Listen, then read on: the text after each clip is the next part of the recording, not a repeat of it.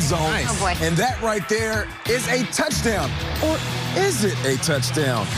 Phillip Rivers saying, wait, the ball was going forward, and I will let you decide for yourself. He did let it go forward. You can see he had a little bit of spin on that. So that is an incomplete pass.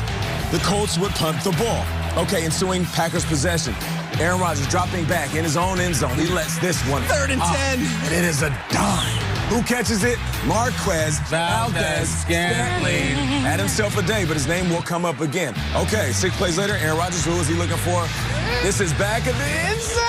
And no, that is out of bounds. Devontae Adams, incomplete pass. Taking another look, though. Robert Tonyan wide open. He had and Aaron Rodgers doesn't usually miss those guys. You can see that facial expression. Let's move it into overtime after a field goal. Okay, Aaron Rodgers.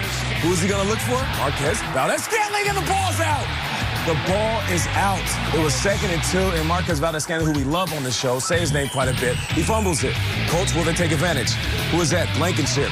And Blankenship don't miss. Oh, yeah, those goggles to see 2020. And in 2020, he gets the game winner in overtime up against Aaron Rodgers. All smiles for 2 of the best quarterbacks in the business, and I will call them 2 Hall of Famers. The Colts, they win this one, 34-31, and yeah, to go 24 for 36, 288, 3 TDs, and 1 interception at 7-3. Phillip Rivers is one of the best quarterbacks in the game. Schrags, let's hear from that quarterback. It felt like a big game when we came out for warm-ups. You know, it had just a little more energy to it. And I mean, shoot, I mean, it's just, you know, Aaron Rodgers is over there. I mean, it's the Green Bay Packers. So at number, you know, the best team record-wise in the NFC. Man, to see something out. Some of those throws he made out there today. Shoot, I can't make some of those. I can make them with my mind and know where to throw them. I just can't quite throw a couple of those like he can. Lip River, you're the best. Huge game for both squads. Honestly, Indy came out with the win. They stood on top of the AFC South. I'm sure a lot of bandwagoners joining them and seeing what a tough opponent they would be. I know the Chiefs probably don't want to face the Colts here in the AFC. What stood out to you in this Colts overtime win against the Packers, Nate? I would say the fact that there's so many individuals catching the rock. You know, I complimented Phillip Rivers towards the middle of the season. He really started to cook. And I think there's this perception of him when he played with the Chargers that he would have these highs and then these lows of lows. But he's not having that wildly inconsistent season. We're talking as of lately. And I said this a few weeks ago in November, December. You are who you're going to be in the postseason. And right now, if the postseason started, Phillip Rivers is playing well. They had, 10 or 11 guys touch the ball, catch the ball. So they target a bunch of individuals, and their defense plays well. I don't care if they bend, they didn't break. So for me, what stood out is Phillip Rivers and the guys that are around him. Could this be the most talent Phillip Rivers has surrounded himself with? I'm not saying the most talented guys. Of course, there's LaDainian Thomas and Gates and Keenan Allen. The list goes on and on.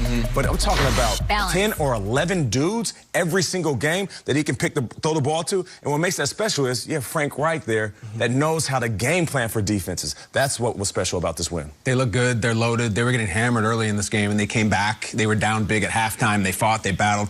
I just, on the other side, it was Shakespearean with Marquez Valdes-Scantling. The NFC playoffs are going to be determined by one of these Packers receivers. Whether it's Lazard or Scantling or Equanimous, one of these guys is going to decide the Packers are going to win or they're not.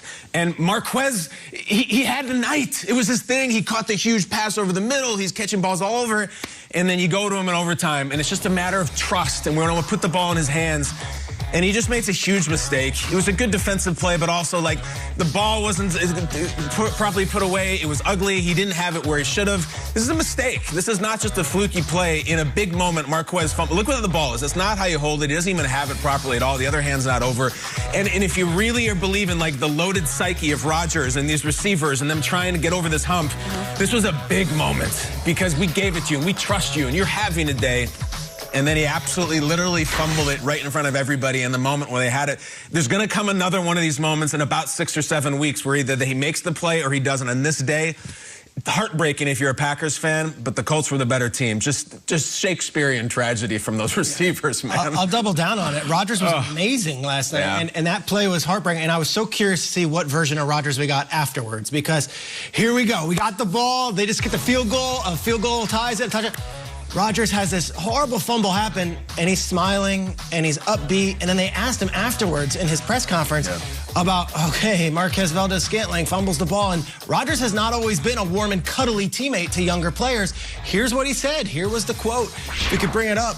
The quote is, That's how it goes sometimes. Mistakes can happen regardless of how you practice. I was encouraged by the focus we had. I was encouraged by the defense and the confidence they were brimming with. I think we need to be an all-three-phase football team to go as far as we want to go. I still feel really good about our chances in our squad. Rodgers is not in the dumps this morning. He was upbeat. He was positive. They fought all the way back in this one. Colts had about 500 holding penalties in that second half. It was bizarre. Weird. Colts find a way to win. So impressed with Indianapolis. But I'm also very curious about the Rodgers story this week, and I think it started off good afterwards, speaking positively about those young receivers. I thought the Packers were going to win in overtime, no question. The way you just described Mahomes and clutch, and like you had no doubt he was going to win, is it fair to question whether or not you can say that about Aaron Rodgers anymore?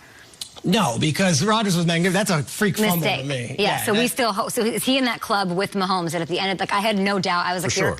Yeah, he did so excited about the Colts, and I was like, they're going to lose this game. 3rd and 10, he threw a 50-yard bomb into 4 people, and Marquez, it's like, of course he catches it. Like, Rodgers was awesome. And quickly, this Colts win sets up a huge AFC South situation. They've got the Titans in Week 12. They beat them last week, right, on Thursday night. All right, we got another game. Bengals versus Washington. Let's get to the highlights. This is a weird one in the NFC East because of all the things going on with the other teams. Suddenly, Washington's a player. But the story was this man right here. Joe Burrow was playing really well in this game. 3rd and 2. Don't look at it. We don't like to glorify it. Burrow goes down. And it's it. And that's the season right there. Burrow would actually have several comments afterwards. The tweet that was everyone will see you next year. Haskins comes out on the field. Of course, they were college teammates at Ohio State. Burrow is carted off. Can't get rid of me that easy. Chase Young was right there, too. Chase Young was another guy. Another teammate of his. Yeah. Heartbroken.